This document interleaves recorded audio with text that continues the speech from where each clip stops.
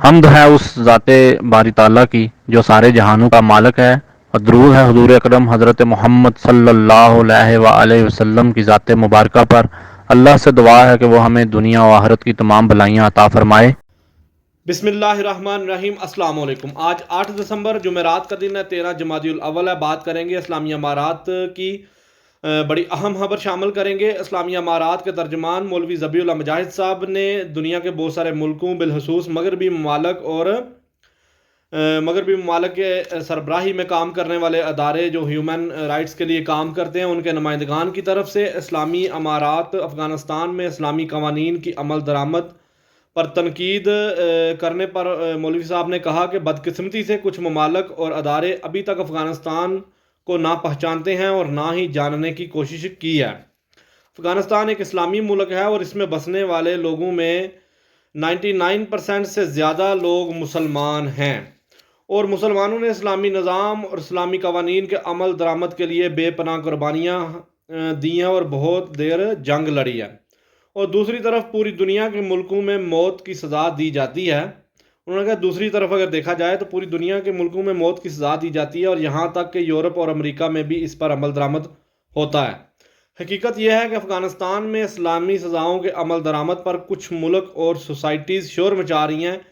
ان کے پاس یا تو اس بارے میں مکمل علم نہیں یا پھر ان کو اسلام سے مسئلہ ہے، اور اس لیے وہ مسلمانوں کے اندرونی معاملات، قوانین اور ایمان کی عزت نہیں کرتے، جو کہ ان ممالک کے اندرونی معاملات میں مداخلت ہے، بلکہ کہ تمام مسلمانوں کے ملکوں کے اندرونی معاملات میں مداخلت ہے، جو کہ قابل مذمت ہے۔ اسلام کی مکمل ترجمانی اسلامی امارات کر رہی ہے انٹرنیشنل طور پر۔ اسلامی امارات کے پولیٹیکل اسٹیٹ اسسٹنٹ مولوی عبدالکبیر صاحب نے جاپانی سفیر ناکاشیو کاٹا سے ملاقات کی۔ کابل میں ملاقات کے دوران مولوی صاحب نے جاپانی سفارتکار کو خوش آمدید کہا اور کہا کہ دونوں ملکوں کے درمیان تعلقات تاریخی اور لمبے عرصے سے ہیں۔ جاپان ہمیشہ افغانستان میں امن کا حامی رہا ہے، اور انہوں نے جاپانی سفیر کا شکریہ ادا کیا کہ انہوں نے افغان پناہ گزینوں کے لیے UN ریفیوجی کمیشن کے ذریعے $12.5 ملین کی امداد افغانستان کو دی۔ مولوی صاحب نے کہا کہ اسلامی امارات دنیا کے تمام ملکوں کے ساتھ تعاون کر رہا ہے، اور خاص طور پر جاپان اور وہ دوسرے ممالک جو افغانستان میں امن کی بحالی اور ترقی کے لیے کام کر رہے ہیں۔ ہماری ملکی زمین کسی بھی ملک کے خلاف استعمال نہیں ہو رہی اور نہ ہی ہم استعمال ہونے دیں گے۔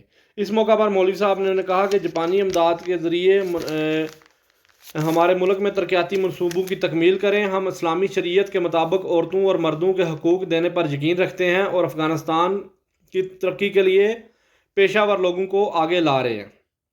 افغانستان میں دہشت گردی اور ڈرگ کا صفایا کیا گیا ہے۔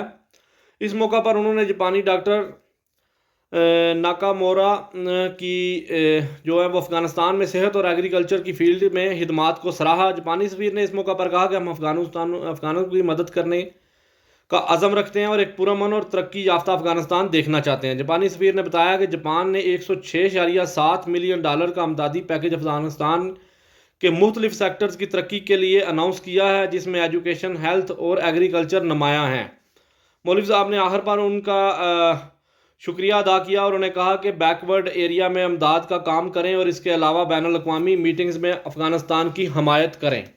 اس کے علاوہ مولوی عبدالسلام حنفی صاحب نے صوبہ جوزجان کے جو تمام تر صوبائی حکام ہیں ان کے ساتھ میٹنگ کی، جس میں صوبے کے گورنر، ہیڈ آف انٹیلیجنس، اس کے علاوہ مختلف اداروں کے سربراہان، نمائندگان نے شرکت کی۔ اس موقع پر حنفی صاحب نے کہا کہ ہم صوبہ جوزجان کے مجاہدین، علماء کرام اور طلباء طالب علموں کو کبھی نہیں بھولیں گے، اور ان کی قربانیوں کی وجہ سے ہی آج ہم اسلامی امارات کا، اسلامی نظام کا پھل کھا رہے ہیں، اور صوبائی حکام کو کہا کہ ان لوگوں کو عزت دیں، اس نظام کے ثمرات اور فائدے مظلوم لوگوں تک ضرور پہنچائیں اور اسے یقینی بنائیں۔ اس موقع پر انہوں نے صوبائی انتظامیہ، صوبائی حکام سے کہا کہ صوبے میں اتحاد اور ہم آہنگی کو مستحکم کریں اور ساتھ احکامات کو مکمل طور پر نافذ کریں۔ اس ملاقات میں مختلف صوبائی اداروں کے حکام نے اپنی مشکلات اور خیالات اور مشاورت بھی حنفی صاحب سے شیئر کی۔ اس کے علاوہ मौलवी अब्दुलसलाम हनफी साहब की सरबराही में सूबा बल्ख के इंतज़ामी अमूर की भी मीटिंग हुई, जिसमें भी सूबा के इंतज़ामात से मुतल्लिक़ा तमाम तर अदारों के अहकाम और सरबराहान ने शिरकत फरमाई और उन्हें मौलवी साहब ने सूबे में इस्तेहकाम, सिक्योरिटी और लोगों को हकूक़ देने पर दरख्वास्त की और उन्हें कहा कि इन तमाम चीज़ों पर अमल करें। इसके अलावा काबुल एयरपोर्ट पर अफ़गानिस्तान इन्वेस्टमेंट यूनिट का अफ्ताह किया गया है। इस मौका पर ministry of industry and commerce के मिनिस्टर नूरुद्दीन अजीज़ी साहब और इसके अलावा minister of transport and aviation, deputy वज़ीर दाखिला, chamber of commerce and investment के डिप्टी और इस्लामी अमारात के आला हकाम और इसके अलावा प्राइवेट सेक्टर्स के मुख्तलिफ शोबा से तल्लुक़ रखने वाले लोगों ने शिरकत फरमाई। इस मौका पर इन्वेस्टमेंट यूनिट के साथ एक अर्जेंट वीज़ा इशूएंस सेंटर खोला गया। अलहाज अजीज़ी साहब ने इस मौका पर कहा कि इन सेंटर्स को खोलने का मकसद टेक्निकल खिदमात, इंटरनेशनल ताजरों और सरमायाकारों को ज़रूरी और जल्द वीज़ा की फ़राहमी यकीनी बनाना है। इसके अलावा इंटरनेशनल कंपनियों में और अफ़गानिस्तान में सरमायाकारी करना चाहते हैं और जो प्राइवेट सेक्टर्स काम करते हैं उनके मुलाजमों के लिए सहूलियात फ़राहम करना, ताकि वो इसी जगह पर वीज़ा लें और तमाम तर इंफॉर्मेशन सरमायाकारी के मामले में इस यूनिट, इन्वेस्टमेंट यूनिट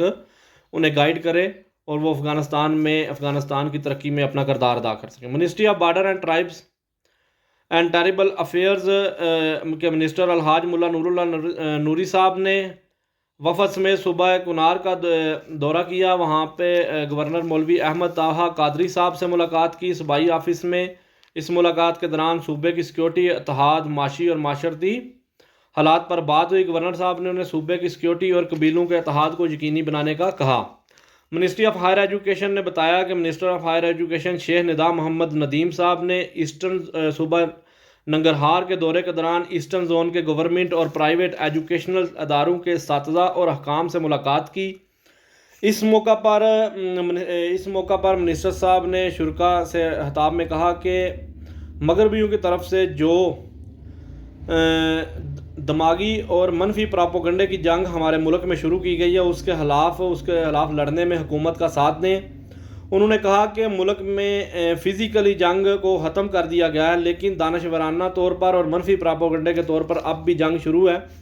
इस मौका पर उन्होंने कहा कि हम यूनिवर्सिटी और मदरसा की तालीम में फ़र्क को कम करने पर काम कर रहे हैं और इसके लिए हमें मॉडर्न एक्सपर्ट्स और रिलीजियस एक्सपर्ट्स के दरमियान तल्क़ात को बहाल करना है और हम दीनी मदरसों के शेड्यूल में जदीद मुतारफ़ करवाएंगे और मज़ामीन ऐड किए जाएंगे। मैं गुजारिश करता हूँ कि मुल्क की जो नौजवान जनरेशन है उसको इस्लाम के कवानीन के मुताबिक ट्रेनिंग दें और इसके साथ प्रोफेशनल एजुकेशन पर ज़ोर दें।